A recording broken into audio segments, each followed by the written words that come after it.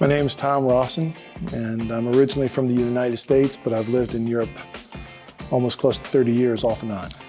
I came to ETS for the first time in 1988 and served here until 1998 as a faculty member. While here as a faculty member, I gave oversight to the practical ministries of our students in the local churches, as well as helping a group of students to plant a church in Rudersburg, which is now known as the Treffpunkt Church of God, or Gemeinde Gottes in Germany.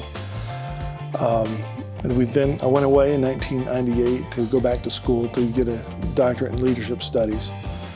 Came back in 2003 as education director for the Churches of God in Eastern Europe. 2006, I became also the president of our seminary in Moscow from the Church of God. And 2010 became what we call a regional superintendent, you might say a bishop over the Churches of God in Eastern Europe. And I served in that position and still serve in that position even to this day. And then in 2018, I was asked to return to ETS in this capacity as vice president. Part of those activities include just giving oversight to the seminary in the absence of our president, which happens to be our European bishop.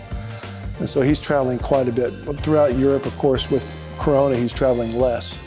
But nonetheless, he's constantly traveling, also back and forth to the States. He's fundraising for the school quite a bit, as well as taking care of other positions as the regional or the European field director, or bishop, as we would call it.